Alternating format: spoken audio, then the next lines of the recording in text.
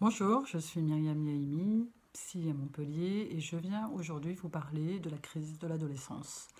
Alors c'est un sujet qui est très ancien et pour des raisons qui m'échappent encore aujourd'hui, je me demande pourquoi on n'explique pas cela dans les cours de collège où les ados sont tout à fait à même de comprendre ce qu'il se passe en eux et quand ils deviendront de futurs parents, qu'ils sachent un peu gérer ces distensions avec leurs enfants.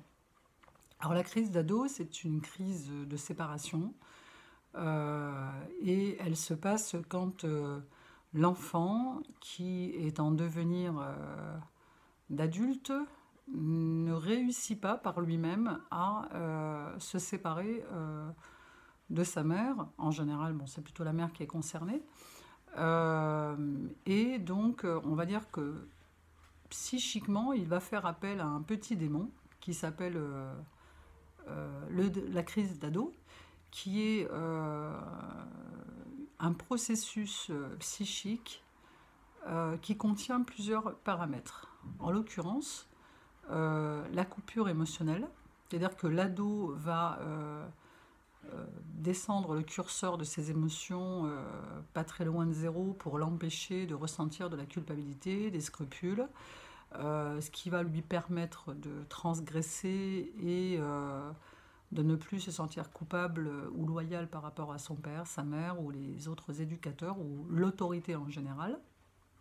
Et pourquoi l'ado a recours à ce phénomène parce qu'en général, la mère en face de lui ou les parents ont du mal à accepter que leur enfant grandisse et s'intéresse au monde extérieur. Alors, dès qu'un pied est posé en sixième, euh, alors on dit pré-ado, moi j'aurais plutôt tendance à dire l'ado, euh, met un pied vers le monde extérieur et nécessairement se tourne vers les autres, sa nouvelle tribu, sa nouvelle famille, d'où l'intérêt des codes identiques, vestimentaires, de coiffure, de style, pour appartenir à un autre groupe, puisque le groupe d'origine, c'est la famille, c'est le clan, c'est papa, maman, les frères et sœurs.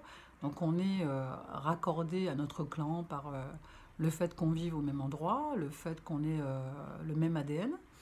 Et quand on essaye de s'extirper, de grandir et de quitter le clan, puisque la vocation d'un enfant, c'est quand même de grandir, de devenir un adulte et de faire sa vie à l'extérieur, c'est-à-dire qu'à aucun moment, il n'y a aucun enfant qui un jour se mariera avec son père, sa mère.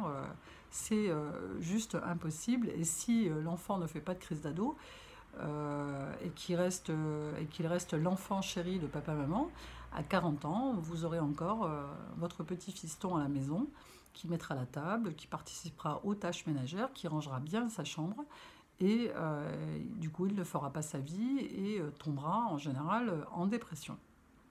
Même si la crise de la quarantaine viendra peut-être le sauver, et je dis bien peut-être. Le processus de séparation, il se fait dans la violence pour la simple et bonne raison que le but de cette crise, comme c'est la séparation, c'est de désacraliser l'image de l'enfant aux yeux de la mère. C'est-à-dire que mon petit garçon, je vais prendre l'exemple d'un petit garçon. Alors mon petit garçon est très proche de moi, nous sommes très fusionnels, il m'aime beaucoup, il fait beaucoup d'efforts pour me plaire. Euh, et moi, j'ai un regard sur lui qui est totalement idéal. C'est l'enfant idéal, c'est l'homme idéal, c'est le garçon idéal, c'est l'élève idéal, c'est l'enfant idéal. Sauf que dans mes yeux de maman, je le regarde comme un petit dieu, mais comment est-ce que lui, il peut se détacher de ce regard enamouré que j'ai sur lui, qui est hyper important et qui est le plus aimant de ceux qui connaissent et dont il a besoin pour se construire. Comment cet enfant va faire pour grandir, se tourner vers l'extérieur et se séparer de moi. Donc la crise d'ado va l'aider à devenir exécrable, insupportable, insolent et transgressif. Tout ça dans le but unique de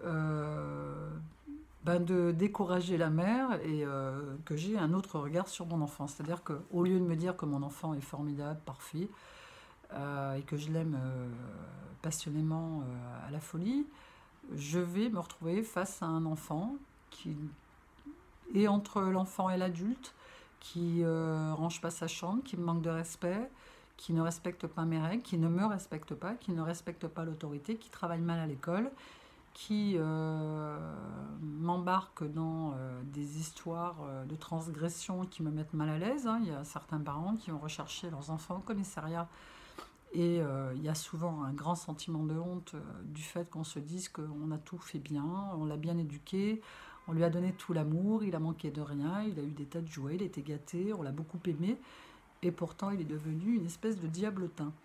Le seul but, c'est qu'à un moment donné, je ne le supporte plus, que je me dise au bout d'un moment, ici, t'es pas chez toi. Alors c'est très difficile quand on est parent et maman davantage de dire à son propre enfant, ici, tu n'es pas chez toi quand il a 12 ans, ou 13 ans, ou 14 ans, ou 15 ans, ou il y en a qui démarrent très tôt, dès 11 ans. Alors bien sûr que ça fait mal en tant que maman, mais c'est nécessaire pour inviter l'enfant à faire la progression vers la sortie.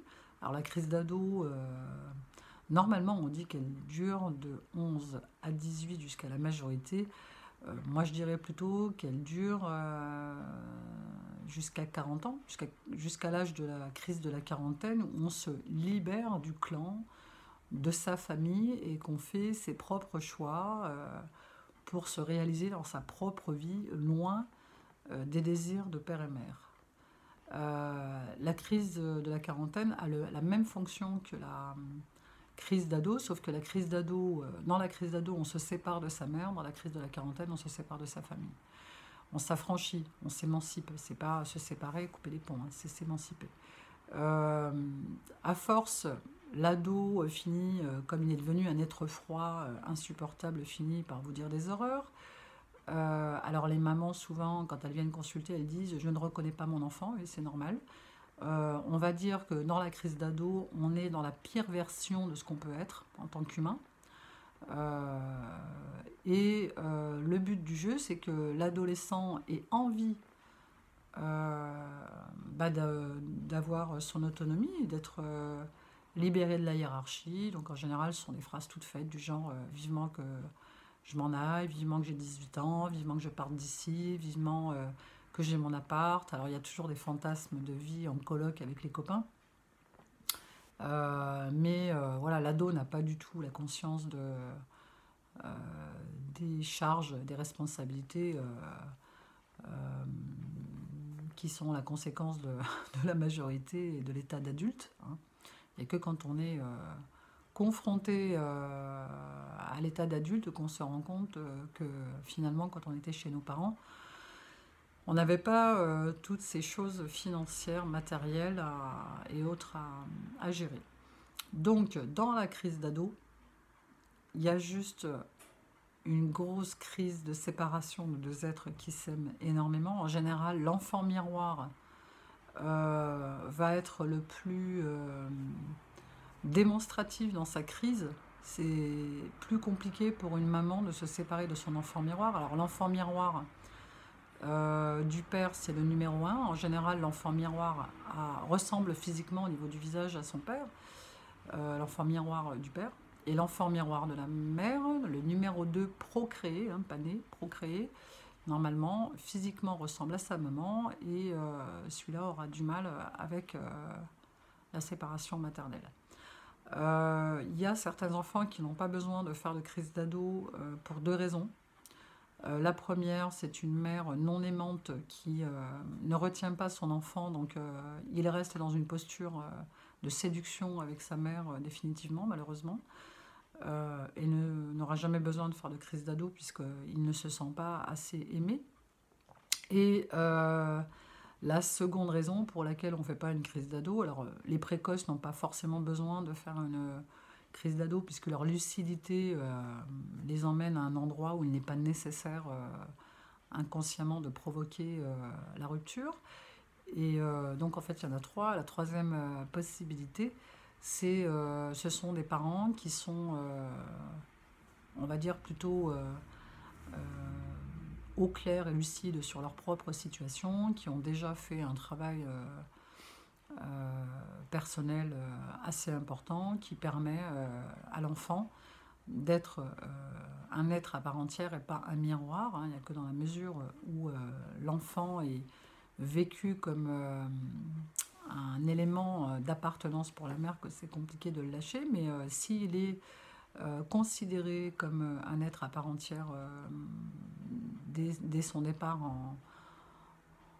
en collège et que les parents se contentent juste de l'accompagner dans son épanouissement et le fait qu'il se tourne vers les autres, en général, l'enfant n'a pas besoin d'utiliser le petit démon de la crise d'ado pour s'en sortir. Voilà. Bon, il y a des cas aussi où l'ado a pris une mauvaise, on va dire, voie, mais en général, c'est quelque chose qui s'est fait déjà enfant, entre 2 et 4 ans. Et pour ces enfants qui ont pris la voie de l'ombre, de la perversion, malheureusement, il n'y aura rien à faire pour les parents à part se libérer de la culpabilité. On pourrait dire qu'on ne sait pas qui on met au monde. Il y a les héritages de conditionnement, les héritages transgénérationnels, les héritages le conditionnement culturel et familial, et éducationnel, mais il reste une partie de nos enfants qui est l'essence même de leur être, sur qui on n'a pas de prise. Voilà, qui que vous soyez, qui qu'on soit, il adviendra ce qu'il adviendra. Voilà. Si vous souhaitez trouver ces explications dans un ouvrage, il y a à votre disposition Transfert quantique, l'inconscient dévoilé, publié chez Vérone, disponible sur Amazon, Cultura et Fnac.com. Je vous remercie.